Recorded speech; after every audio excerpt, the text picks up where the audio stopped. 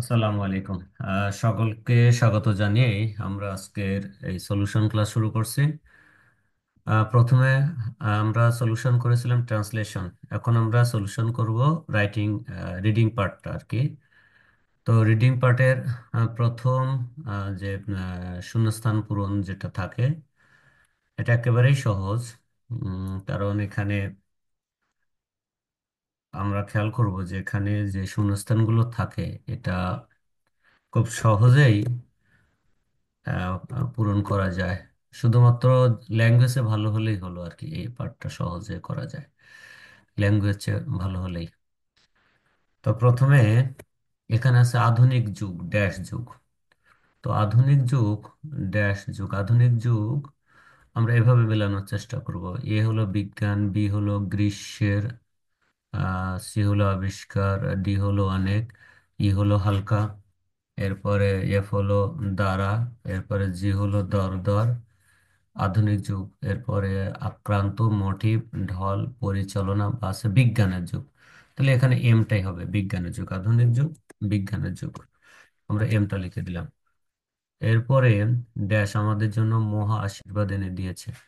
তাহলে এখানে বিজ্ঞান, বিজ্ঞান আমাদের জন্য মহা আশীর্বাদ এনে দিয়েছে, ইয়ে, এখানে হবে ইয়ে। হ্যাঁ,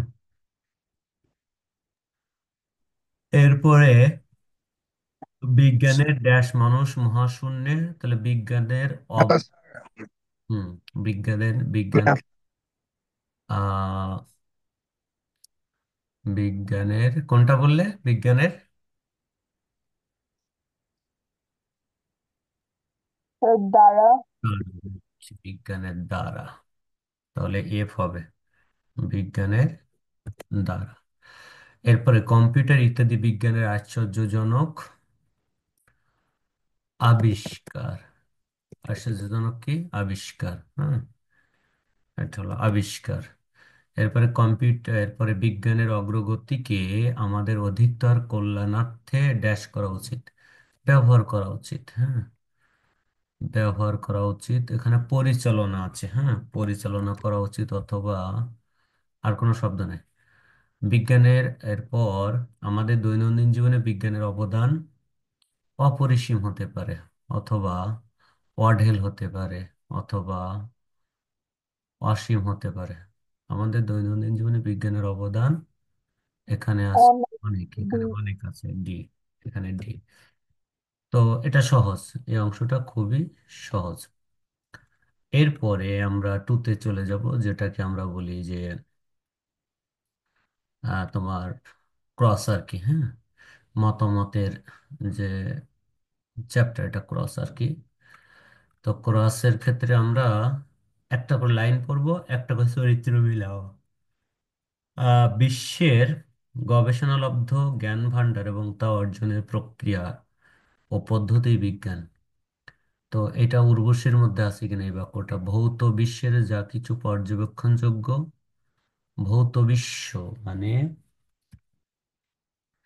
এই ভৌগোলিক যে বিশ্ব, পরীক্ষণযোগ্য ও যাচাইযোগ্য, তা সুশৃঙ্খল, সুসংবদ্ধ এবং নিয়মতান্ত্রিক গবেষণা, সেই গবেষণালব্ধ জ্ঞান ভান্ডার এবং তা অর্জনের প্রক্রিয়া পদ্ধতি বিজ্ঞান। তাহলে পেয়ে গেলাম এই যে গবেষণালব্ধ জ্ঞান ভান্ডার এবং তা অর্জনের প্রক্রিয়া পদ্ধতি বিজ্ঞান। তাহলে এখানে আমরা একটা ক্রস দিয়ে দেবো উর্বশীতে। ঠিক আছে। এরপরে বিজ্ঞানীরা প্রকৃতি ও সমাজের নানা মৌলিক বিধি ও সাধারণ সত্য আবিষ্কারের চেষ্টা করেন। দেখি এই বাক্যটা আছে কিনা। তো এখানে যে বাক্যটা পাবো অবশ্যই আন্ডারলাইন করে রাখবে, এভাবে এভাবে আন্ডারলাইন করে রাখবো। আন্ডারলাইন করে রেখে আমি বোল্ড করে রাখলাম, বোল্ড করে রেখে আমরা এখানে নাম্বারটা দিয়ে দিব। হ্যাঁ, এতে পেয়েছি এটা, এই যে এতে, হ্যাঁ, এতে পেয়েছি। তাহলে সুবিধা হবে কি, যে আমরা কোনটা কোথায় পেলাম এটা আমরা পরে গেস করতে পারবো। অন্যভাবে বলা যায় বিজ্ঞান হলো প্রকৃতি সম্পর্কিত জ্ঞান বা পর্যবেক্ষণ ও পরীক্ষা নিরীক্ষার মাধ্যমে প্রাপ্ত তথ্যের ভিত্তিতে প্রাকৃতিক ঘটনা, ঘটনাকে ব্যাখ্যা ও বিশ্লেষণ। হুম, বিজ্ঞানীরা বিশেষ বৈজ্ঞানিক পদ্ধতি অনুসরণ করে জ্ঞান অর্জন করে এবং প্রকৃতি ও সমাজের নানা মৌলিক বিধি ও সাধারণ সত্য আবিষ্কার করে। হুম, এই লাইনটা আর কোথাও আছে কিনা? বিজ্ঞানী ও প্রকৃতি সমাজে নানা মৌলিক বিধি ও সাধারণ সত্য আবিষ্কারের চেষ্টা করে। সাধারণ সত্য আবিষ্কারের চেষ্টা করে। এই যে পেয়ে গেলাম, সাধারণ সত্য আবিষ্কারের চেষ্টা করে। তাহলে এটাও পেয়ে গেলাম। এটা পেলাম কোথায়? এটা বিতে পেয়ে গেলাম। এটা কিন্তু সবসময় সিরিয়ালি থাকবে না, হয়তো আমি মক বলে একটু সহজ করে সিরিয়ালি দিয়েছি। আবার এটা কিন্তু সিনোনিম দিয়ে থাকে, মানে সরাসরি বাক্য খুঁজে পাওয়া যায় না। কিছু অংশ হয়তো মিলবে, কিন্তু পুরোপুরি মিলবে না, বুঝে নিতে হবে। তাহলে এটাও আমরা উর্বশীতে দিলাম।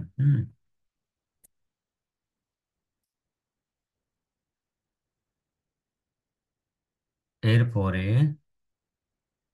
তোমার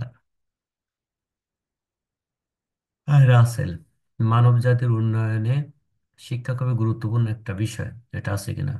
মানব জাতির উন্নয়নে শিক্ষা খুবই গুরুত্বপূর্ণ একটা বিষয়, হ্যাঁ। রাসেলে এটা পেয়ে গেলাম। তাহলে আমরা এটাকে রাসেলের এখানে দিলাম, হ্যাঁ। এরপরে গুরুত্বপূর্ণ বিষয়, এটা আমরা এটা বোল্ড করে রাখলাম, বোল্ড করে আমরা এখানে দিলাম তোমার সি। সিতে পেয়েছি এটা। এরপরে পরের বাক্য, শিক্ষা ছাড়া একটি সমাজ যেমন দুর্বল, ঠিক তেমনি নির্বোধ ও বোকা। শিক্ষা ছাড়া একটি সমাজ যেমন দুর্বল, ঠিক তেমনি নির্বোধ ও বোকা। তাহলে এটাও পেয়ে গেলাম আমরা পরের লাইনে। স্বাভাবিকভাবে একটু সহজ করে দেওয়া, এত সহজ থাকবে না, একটু ঘুরানো থাকবে, হ্যাঁ। এটা হলো দিতে পেয়ে গেলাম, দিতে। এবং এটা আমরা রাসেলে পেয়ে গেলাম। এরপরে শিক্ষার জন্য চাই উপযুক্ত বই, খাতা, কলম। এটা নাই। আহ এবং সেই সঙ্গে প্রয়োজনীয় আরো অনেক কিছু, যার অধিকাংশই বিজ্ঞান ও প্রযুক্তির আবিষ্কার। আর এসব শিক্ষা উপকরণ ছাড়া শিক্ষা বিকশিত হবে না। এছাড়া বর্তমান শিক্ষার অধিকাংশ ক্ষেত্রে ব্যবহৃত যন্ত্র হচ্ছে কম্পিউটার বা ল্যাপটপ। এটা আছে কিনা? কম্পিউটার বা ল্যাপটপ আমরা কিওয়ার্ড দিয়ে খুঁজলে সহজে পেয়ে যাবো, বুঝতে পারছো? কম্পিউটার বা ল্যাপটপ, এর মধ্যে কোনো বাক্যে কম্পিউটার বা ল্যাপটপ নাই, তার মানে বোঝা গেছে এটা হবে না। এরপরে সেই সঙ্গে লাগছে কার্যকরী ইন্টারনেট সংযোগ। ইন্টারনেট সংযোগ, হুম, ইন্টারনেট কথাটা পেয়েছি, কিন্তু ইন্টারনেট সংযোগ নাই। হুম, উন্মোচন আছে, ইন্টারনেট সংযোগ নাই, হ্যাঁ। বিভিন্ন বইয়ের অনুবাদ আরো সহজলভ্য করেছে এই ইন্টারনেট, নাই। প্রয়োজনীয় আরো অনেক কিছু, যার অধিকাংশ বিজ্ঞান ও প্রযুক্তির আবিষ্কার, নাই। সেই সঙ্গে লাগছে, আচ্ছা, এই কম্পিউটার ইন্টারনেট বিজ্ঞানের বৃহৎ সাফল্য বললে ভুল হবে না, বিজ্ঞানের বৃহৎ সাফল্য। এখানে পরের বাক্য, স্যার এই ক্লাসটা কয়টা পর্যন্ত হবে? 40 মিনিটস আমাদের ক্লাসটা, হ্যাঁ। বিজ্ঞানের বৃহৎ, আচ্ছা। বিজ্ঞানের বৃহৎ, বাক্যটা হলো বিজ্ঞানের বৃহৎ সাফল্য। দেখো, বিজ্ঞানের বৃহৎ সাফল্য এই কথাটাও আমরা পাচ্ছি না, মানে কিওয়ার্ডস দিয়ে খুঁজতেছি, পাচ্ছি না, তার মানে এটাও নাই। এরপরে দেশি বিদেশি বিভিন্ন বই, আর এইসব বইয়ে অনুবাদ আরো সহজলভ্য করেছে, বইয়ের অনুবাদ আরো সহজলভ্য করেছে, এই যে পেয়ে গেছি, দেখো এই যে অনুবাদ আরো সহজলভ্য করেছে। তাহলে এই বইয়ের অনুবাদ আরো সহজলভ্য করেছে, এটা আমরা আন্ডারলাইন করে এটাতে আমরা দিলাম হলো এফ। এটা হলো এফ, এফ। এবং আমরা এখানে আমরা ক্রস দিয়ে দিলাম। সহজলভ্য করেছে, এটা ভুল দিয়েছি, ওটাতে না। এটা হবে হলো সহজলভ্য করেছে। বিভিন্ন বইয়ের অনুবাদ আরো সহজলভ্য করেছে ইন্টারনেট, ওকে, এটা হবে। ওকে, এরপরে এরপরে আমরা জ্যাকসন, আমরা আমরা মনে করি বিজ্ঞানের মাধ্যমে প্রযুক্তি উদ্ভাবন আমাদের ভবিষ্যতের জন্য আরো সম্ভাবনাময় দিক উন্মোচন করে। এই যে দিক উন্মোচন করে, দিক উন্মোচন করে। এই যে দিক উন্মোচন করে আমরা পেয়ে গেলাম, এই যে দিক উন্মোচন করে। তাহলে আমরা এটা এখানে আন্ডারলাইন, আমরা জ্যাকসনের এখানে দিয়ে দিলাম, এটা হলো জি। জি, এখানে একটা ল্যাঙ্গুয়েজ থাকে, সেটা হলো কোনো কোনো চরিত্রের ক্রস থাকতে পারে, আবার কোথাও নাও থাকতে পারে, আবার কোনো কোনো এই যে মতামত একাধিক চরিত্রও থাকতে পারে কিন্তু, ঠিক আছে? এটা খেয়াল করতে হবে। মানে কোথাও কোথাও ক্রস নাও থাকতে পারে, আবার কোথাও ডাবলও থাকতে পারে। বিজ্ঞানের গবেষণা ও প্রযুক্তি উদ্ভাবন মানুষের কল্যাণে ব্যবহার করলে সমাজ উন্নত হবে। মানুষের কল্যাণে ব্যবহার, হ্যাঁ, বাংলা ক্লাস হচ্ছে। মানুষের কল্যাণে ব্যবহার করলে সমাজ এবং বিশ্ব আরো উন্নত হবে, পেয়ে গেছি। বেশ সুন্দর কত লাগতেছে। না কিন্তু শীতের মধ্যে বাইরে গেলে একটা উপরে পড়ে না, তখন কি করবো? এটা তুমি পড়লে খ্যাতি লাগবে, তুমি জেনেই। যে জারিফা,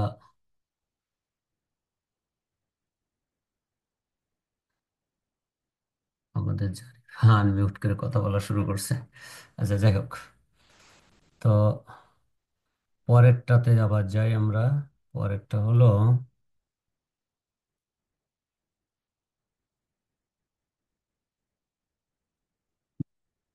তাহলে এখানে উম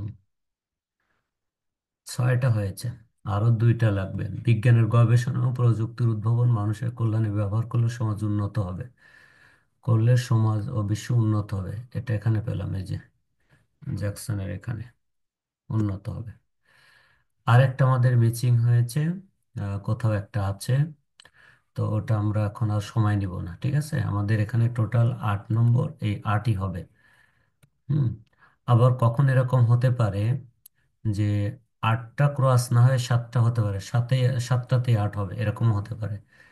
তো এখানে ইনস্ট্রাকশনে যে কথাটা থাকে সেটা হলো যে কোনো বক্সে একাধিক ক্রস হতে পারে, আবার কোথাও ক্রস নাও হতে পারে, এটা খেয়াল রাখলেই হবে। তবে খেয়াল রাখতে হবে যে 8টা হয়েছে কিনা। 8টা হলে 100% হয়েছে, আর যদি কখনো কম হয় তাহলে তুমি ভালো করে মিলানোর চেষ্টা করবে যে কম আছে কিনা, না থাকলে অবশ্যই 8টা হবে। এরপরে নোটগুলোর উত্তর দিতে হবে। তো এক্ষেত্রেও আমি আগে এটা পড়বো আর কি, আমাদের টেক্সটগুলো, মানে কোশ্চেনটাকে পড়বো। এটাও শূন্যস্থান পূরণের মতো আর কি, হ্যাঁ, এটাও শূন্যস্থান পূরণের মতো। তো প্রথমে আছে উৎসব আমাদের ড্যাশ এবং প্রিয়। উৎসব আমাদের, এই কথাটা বের করো। উৎসব আমাদের সকলেরই প্রিয়, এখানে আমরা লিখবো উৎসব আমাদের সকলের প্রিয়। উৎসব আমাদের সকলের প্রিয়, সকলের প্রিয়। আমরা কিন্তু উত্তর লেখার ক্ষেত্রে আহ এখানে প্রিয় কথাটা আছে, তাহলে সকলের প্রিয়। এবং আমরা উত্তর লেখার ক্ষেত্রে এই নোট লেখার ক্ষেত্রে আমরা শব্দ বা শব্দমালা দিয়ে পূরণ করব, ঠিক আছে? আমরা বাক্য তৈরি করব না, যতটুকু প্রয়োজন ততটুকু লিখব। সকলের প্রিয় উৎসব মানে বাড়তি আনন্দ, প্রিয়, সকলের প্রিয়, সকলের প্রিয় উৎসব মানে বাড়তি আনন্দ, বিশ্বের বিভিন্ন, আচ্ছা। এরপরে এখানে কোশ্চেনের একটু ইয়ে আছে, এখানে প্রিয় দিয়ে আহ, এখানে বাট পরের অংশ প্রিয় দিয়ে হচ্ছে না, এটা হলো এখানে ওয়ার্ডটা হবে হলো বাড়তি, সকলেরই প্রিয় উৎসব আমাদের সকলেরই প্রিয়, এই কথাটা এখানে হবে। আর পরের অংশটা হবে এরকম বাড়তি বাড়তি, এবার বাড়তির ক্ষেত্রে আমরা বাড়তি আনন্দ, এই কথাটা আমরা লিখে দেব, বাড়তি আনন্দ, এক ওয়ান ওয়ার্ডে আনন্দ, এটা হবে। এরপরে দেখো, ও শব্দ বা শব্দমালা যতটুকু প্রয়োজন। বিশ্বের বিভিন্ন প্রান্তে প্রচলিত ড্যাশ এবং ড্যাশ, আমরা বিভিন্ন প্রান্তে প্রচলিত এই কথাটা বের করব। বিশ্বের বিভিন্ন প্রান্তে বিভিন্ন রকম উৎসবের প্রচলন রয়েছে, এখানে লিখেছে বিশ্বের বিভিন্ন প্রান্তে প্রচলিত, প্রচলিত আহ প্রচলিত ধর্মীয়, প্রচলিত রয়েছে ধর্মীয়, সাংস্কৃতিক কিংবা অন্য যে কোনো প্রকার উৎসব। এখানে আমরা লিখবো হলো প্রচলিত হলো ধর্মীয়, সাংস্কৃতিক, এটা লিখে দেব। তোমার ধর্মীয়, সাংস্কৃতিক, আর একটা হলো প্রচলিত অনুষ্ঠান, ঠিক আছে? প্রচলিত অনুষ্ঠান, অর্থাৎ ধর্মীয় আর সাধারণ অনুষ্ঠান, এরকম কথাটা এরকম দাঁড়ায়, হ্যাঁ। যে কোনো প্রকার উৎসব এখানে, উৎসব, যে কোনো উৎসব এখানে, প্রচলিত অনুষ্ঠান না, যে কোনো উৎসব, যে কোনো উৎসব, এই কথাটা লিখে দিতে হবে। তাহলে এটা আমরা বুঝলাম।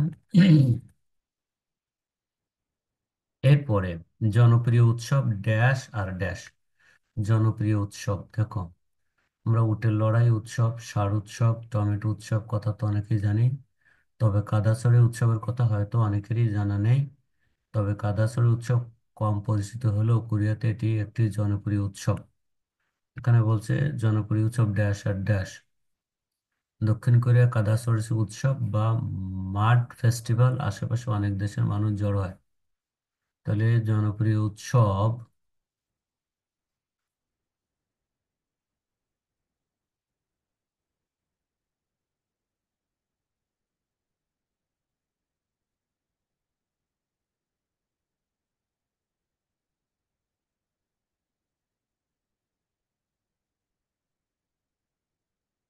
একটা হলো কাদা ছড়াছড়ি লিখতে হবে, হ্যাঁ। কাদা ছড়া ছুরি,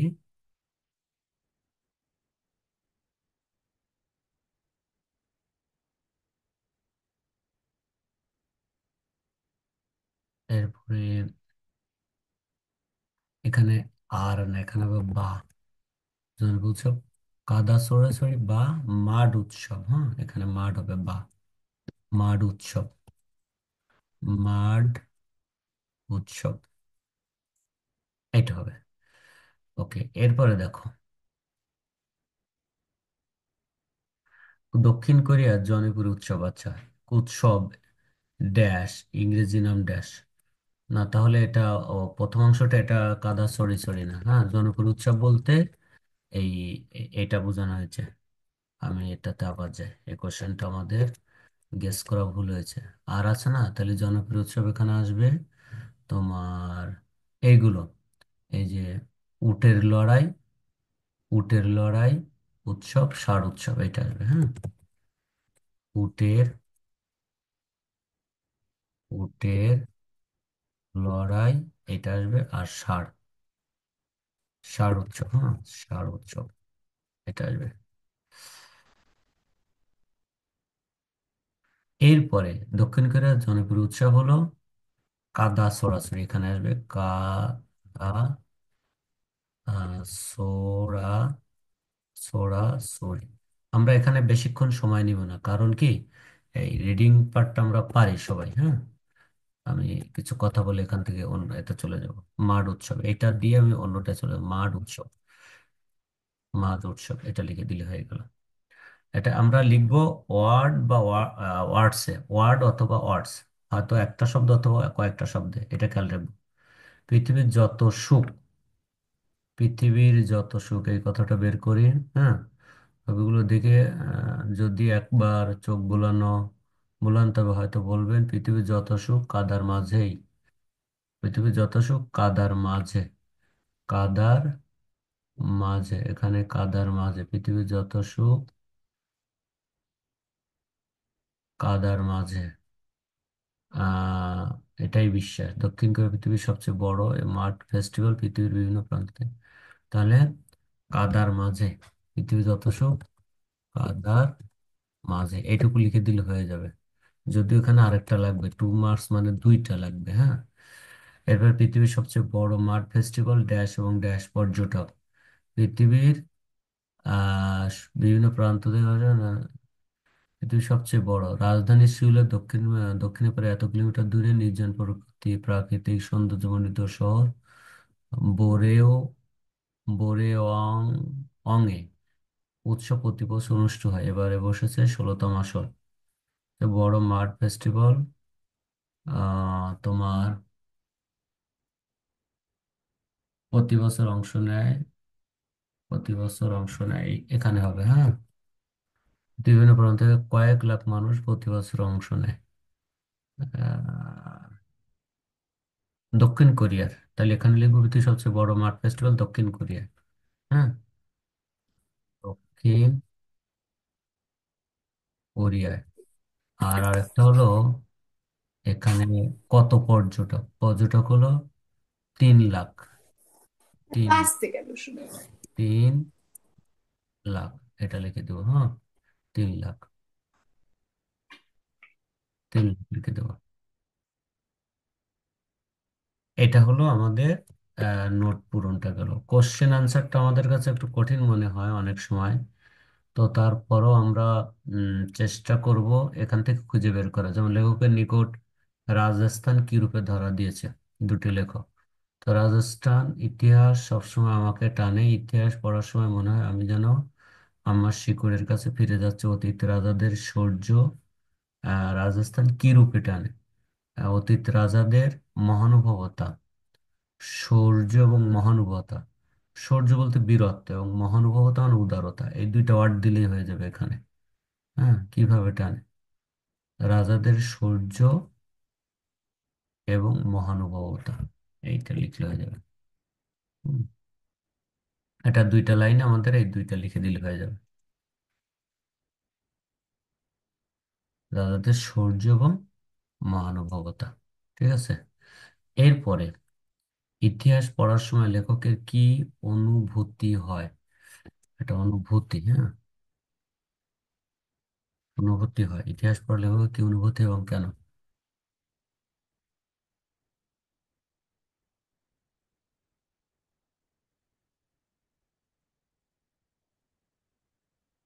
পড়ার সময় মনে হয় আমি যেন আমার শিকড়ের কাছে ফিরে যাচ্ছি। এই কি রূপে অনুভূত হয়? কি অনুভূত হয়? শিকড়ের কাছে ফিরে যাচ্ছি। কেন? কারণ হলো,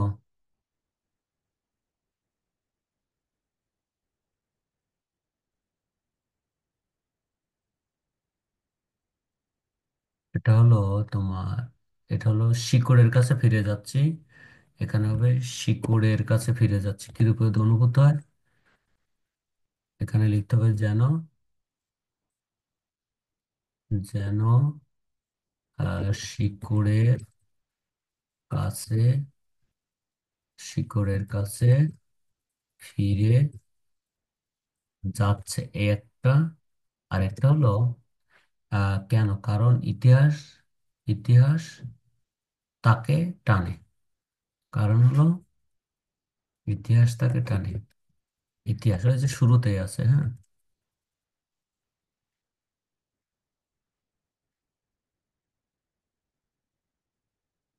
ইতিহাস, ইতিহাস তাকে টানে বা আকর্ষণ করে। আমরা কোনো সিনোনিম দিব না। রাজস্থানের দুটি রাজবংশের নাম লেখো। রাজস্থানের দুটি রাজবংশ, একটা হলো আহ প্রতাপ, রাজা প্রতাপ। আর আরেকটা হলো মৌর্য রাজা অশোক। রাজা প্রতাপ এবং অশোক, হ্যাঁ। দেখো, রাজবংশ, রাজা প্রতাপ, রাজা অশোক, এই এই দুটি রাজবংশ। রাজস্থানের উল্লেখযোগ্য স্থাপনাগুলোর মধ্যে দুটির বর্ণনা দাও। উল্লেখযোগ্য স্থাপনা, স্থাপনা এই যে বিখ্যাত মৌর্য উম আত্মসম আচ্ছা, বিখ্যাত মৌর্য রাজা অশোক বিরাটনগরে একটি স্তূপ তৈরি করেছিলেন। বিরাটনগর, বিরাটনগর, হ্যাঁ। দুটি আহ উল্লেখযোগ্য স্থাপনা, একটা হলো বিরাটনগর একটা স্থাপনা। এই নগরের নামই হলো বিরাটনগর, হ্যাঁ, একটা স্থাপনা। বিরাটনগর একটা স্থাপনা, নগর মানে শহর, বিরাট শহর একটা স্থাপনা। আরেকটা হলো তোমার যা ভেঙে ফেলা হয়েছিল কিন্তু এখন অবধি সেখানে রয়েছে। মৌর্যদের পরে অঞ্চলটি সাকা ও কুষাণ রাজ্যের অধীনে আসে। কয়েকটা দিন মশগুল হয়ে রইলাম রাজস্থানের স্বপ্নে। যোধপুর এক্সপ্রেসে গন্তব্য রাজস্থান পৌঁছালাম। সমস্ত রাজস্থান জুড়ে ছড়িয়ে আছে অসংখ্য কেল্লা, অসংখ্য প্রাসাদ, কিন্তু আমি ইতিহাসকে তার নিজস্ব রূপে দেখলাম চিতারে আসার পর। এর আগে মেহেরানগড়, শানর কেল্লা, এই যে এটা লিখলে হবে মেহরানগড় আর শানর কেল্লা। হুম, গড় মানেও কেল্লা, ঠিক আছে, মেহরানগড়, শানর কেল্লা, মেহরানগড় আর হলো শানর কেল্লা। কেল্লা মানে হলো ক্যাসল, গড় মানেও হলো কেল্লা। এরপরে হলো তোমার কোশ্চেন হলো, চিত্তরের রাজাদের গড়ের ভিতর কেন কোনো বিলাসিতার চিহ্ন মাত্র নেই? হুম, যে পর্যন্ত পাবো তারপরের থেকে আমি কিন্তু এখানেই লিখেছি। হ্যাঁ, এটা আমরা এভাবে আন্ডারলাইন করে আমরা লিখে রাখবো কত নম্বর কোশ্চেনে এটা পেয়েছি। হ্যাঁ, তা না হলে আমরা ভুল করব। এটা হলো 4 নম্বর কোশ্চেন ছিল, 4 নম্বর, 4 নম্বর কোশ্চেন। আমরা এখানে 4 লিখে রাখলাম, 4 নম্বর কোশ্চেন। এরপর দেখো, এই 4 নম্বর কোশ্চেন পেয়েছি, তো এরপরে পড়বো। চিতরগড়ে এসেই মনে হলো, হে অতীত কথা খাও কেন মিশে চেরাও গড় ভগ্নপ্রায়, মানে ভেঙে গেছে, নষ্ট হয়ে গেছে প্রায়। কোথাও বিলাসের চিহ্ন মাত্র নেই, শুধু মাথা গোঁজার আস্তানা ছিল এই গড়। এই গড় অভিমান ঝরে পড়ছিল আমাদের গাইডের গলায়। চিত্তরের রাজারা কখনো আরামে জীবন কাটাবার সময় পাননি, হয় যুদ্ধ করেছেন, নয় জঙ্গলে জঙ্গলে পালিয়ে বেরিয়েছেন। এখানে প্রশ্ন হলো যে চিত্তরাদের গড়ের ভিতর কেন কোনো বিলাসিতার চিহ্ন মাত্র নেই। এখানে 2টি কারণ আমরা পেলাম, সেটা হলো হয় যুদ্ধ করেছেন অথবা জঙ্গলে জঙ্গলে পালিয়ে বেরিয়েছেন। তাহলে আমরা লিখবো যুদ্ধ করা, হুম, যুদ্ধ করা, যুদ্ধ করা আর হলো জঙ্গলে জঙ্গলে পালিয়ে বেড়া। হ্যাঁ, জঙ্গলে জঙ্গলে পালিয়ে পালিয়ে বেড়ানো। এই, এরপরে দেখো আহ রিডিং পার্টের আর একটা পার্ট আছে। রানীর গ্রীষ্মকালীন প্রাসাদ কোথায় অবস্থিত? হুম, কোথায় অবস্থিত? রানীর গ্রীষ্মকালীন প্রাসাদ কোথায় অবস্থিত? হুম, বানান কিছু ভুল আছে, এটা আমরা খেয়াল করব। কোথায় অবস্থিত? এটা তো সহজে পাওয়া যাবে। চিত্তরের রানী পদ্মিনীর প্রাসাদ, তার গ্রীষ্মকালীন বাসস্থান দেখলাম। যুদ্ধবন্দী থেকে নিজেকে রক্ষা করতে 100 জন প্রহরীকে নিয়ে জহর ব্রত অবলম্বন করেছিলেন পদ্মিনী। প্রাসাদ কোথায় অবস্থিত?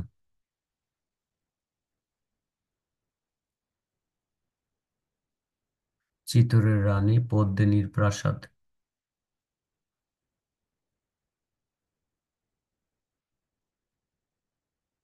চিত্তরগড়েই।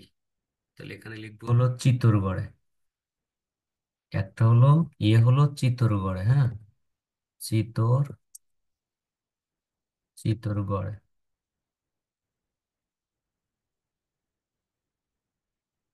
চিত্তরগড়ে।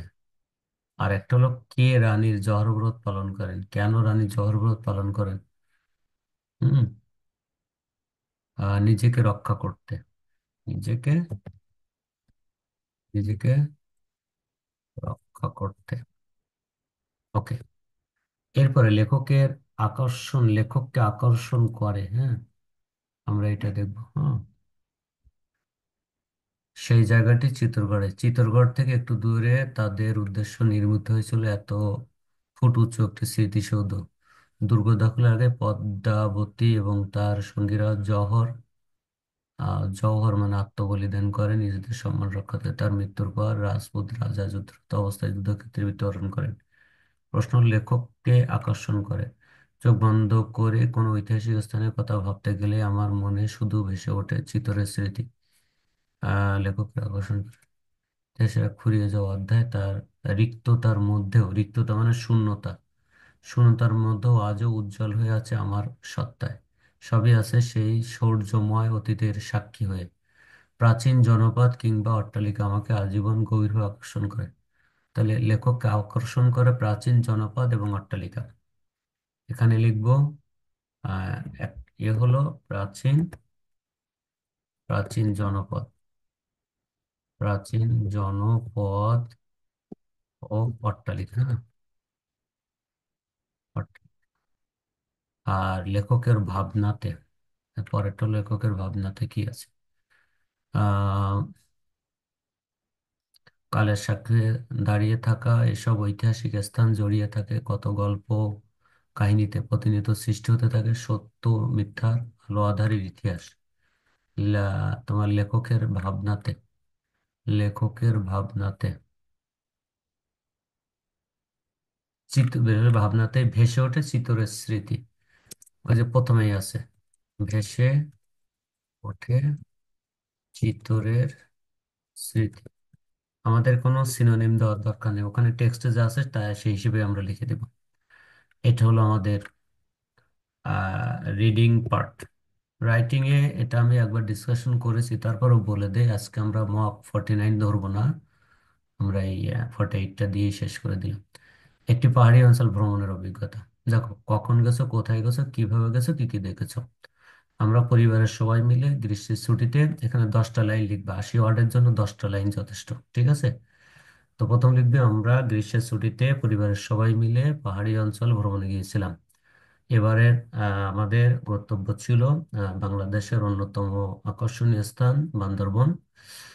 আমরা নিজেদের গাড়িতে করে ঢাকা থেকে দীর্ঘ বান্দরবন পর্যন্ত পৌঁছায়। প্রতিমধ্যে বিভিন্ন জায়গায় আমরা যাত্রা বিরতি করি এবং নাস্তা পানি করি। বান্দরবন পৌঁছানোর সঙ্গে সঙ্গে আমরা অবাক হলাম দুপাশে পাহাড় ঘেরা জঙ্গল দেখে এবং মানে গভীর মানে উপত্যকা দেখে। পাহাড়ের গা ঘেঁষে রাস্তাগুলো চিকন এবং উঁচু নিচু ছিল। পাহাড়ে উঠতে বেশ কষ্টই হচ্ছিল। আমরা প্রথমে নীলগিরি গেলাম, তারপরে মেঘালয়, তারপরে গেলাম হলো মেঘলা, এরপরে গেলাম নীলাচল, এরপরে তোমার বৌদ্ধ মন্দির, এবং একে একে বান্দরবনের সকল আকর্ষণীয় জায়গাগুলো আমরা ঘুরে ঘুরে দেখলাম। প্রাকৃতির সেই অপরূপ সৌন্দর্য আমরা দেখে বেশ মুগ্ধ হয়েছি এবং নিজেদের সৌন্দর্য পিপাসা মিটিয়েছি। ছবি তুললাম, খাওয়া দাওয়া করলাম, সব মিলিয়ে এক অসাধারণ ভ্রমণ ছিল এটি। এভাবে 10টা সেন্টেন্স লিখলে হয়ে যাবে। আমরা যখন লিখবো তখন মাথায় রাখবো 10টা সেন্টেন্স, বুঝতে পেরেছো? যেন 10টা সেন্টেন্সের চাইতে বেশি না হয়, তাহলে আবার ওয়ার্ড লিমিট বেড়ে যাবে, বুঝতে পেরেছো? হ্যাঁ, আবার অনেক সময় দেখা যায় 10টা সেন্টেন্সে 80 ওয়ার্ড নাও হতে পারে, সেক্ষেত্রে আমরা একটু খেয়াল করবো, হ্যাঁ। আমাদের এটার মার্কস কিন্তু অনুচ্ছেদের মার্কস হলো মাত্র 14, ঠিক আছে? এরপরে আমাদের এই বিতে আমাদের আইটেম থাকে তিনটা, একটা থাকে ব্লগ রাইটিং, একটা থাকে তোমার অনুচ্ছেদ তোমার নিবন্ধ রাইটিং বা এসে রাইটিং, আর একটা হলো তোমার ইমেল রাইটিং। তা আমি এসেটা তোমাদের লিখতে বলি না। এসেটা আমরা লিখতে পারি চাইলে, কারণ অনুচ্ছেদ যে টপিকগুলো পড়ি এরকম ধরনের টপিকই আবার এই এসে রাইটিংটা আসে। তোমার এটাকে বলে নিবন্ধ লেখা। আর ব্লগ রাইটিংটা আর ইমেলটা একই জিনিস। ব্লগ রাইটিংটা হলো তোমার অনলাইনে লেখালেখি, আর ইমেইলটা তো আমরা সাধারণ লেখা, যেটাকে কম্পিউটারে লিখি, ঠিক আছে? তো আমরা যখন এভাবে আসবে তখন আমরা এটাকে দেখো,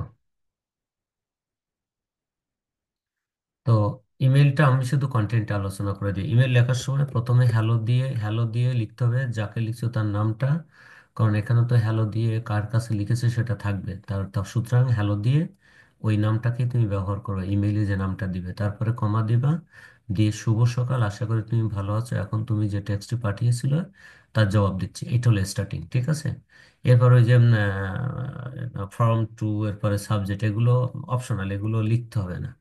এগুলো না লিখলেও কোনো সমস্যা নেই, শুধু এটা এটা অনুসরণ করতে হবে। হ্যালো, এরপর অহনা, কমা, এরপরে শুভ সকাল, আশা করি তুমি ভালো আছো, এখন তুমি যে টেক্সটটি পাঠিয়েছো তার জবাব দিচ্ছি। এরপরে এখানে যে ডাইরেকশন গুলো থাকবে সেই ডাইরেকশন গুলো উত্তর দিলে হবে, যেমন কবে গেছো, কোথায় গেছো, কতদিনের জন্য গিয়েছিলে। তারপর যুবকদের জন্য বিশেষ আয়োজন, মানে এটা যুব মেলা। তো যুব মেলাটা মনে করো যে জানুয়ারির 1 তারিখে হয়েছিল, কোথায় হয়েছিল? তোমার ঢাকা আইডিয়াল স্কুল অ্যান্ড কলেজের মাঠে। কতদিন ব্যাপী হয়েছিল? 3 দিন ব্যাপী। যুবকদের জন্য আয়োজন। তো যুবকদের জন্য প্রথম আয়োজন ছিল চাকরির সুযোগ সুবিধা নিয়ে। তারপর আয়োজন ছিল বিভিন্ন কোম্পানি তাদের মানে জন্য চাকরির অফার নিয়েছিল। এরপর 3 নম্বর আয়োজন ছিল যুবকদের জন্য প্রশিক্ষণ কর্মশালা এবং খেলাধুলার ব্যবস্থা ছিল। নতুন অভিজ্ঞতা, যুব মেলায় গিয়ে আমি অনেক অভিজ্ঞতা অর্জন করেছি। যুব মেলায় গিয়ে আমি কয়েকটি বিষয়ে জানতে পেরেছি। বিশেষ করে তোমার কোন কোন কোম্পানিতে কোন কোন বিষয়ে তোমার লোকজন নেয় সেটা জেনেছি।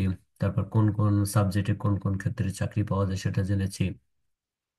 এরপরে তোমার ব্যবসা করার জন্য, নতুন উদ্যোক্তা হওয়ার জন্য কিছু প্রশিক্ষণ পেয়েছি। তরুণ সমাজের জন্য উপকারিতা, এই ধরনের মেলা তরুণ সমাজ অনেক উপকারিতা লাভ করতে পারে। তো আমাদের সময় শেষ হয়ে যাচ্ছে, এই জন্য আমরা এই ইমেইলের মধ্য দিয়ে আজকে আমরা ক্লাস শেষ করছি। আমরা পরের ক্লাসে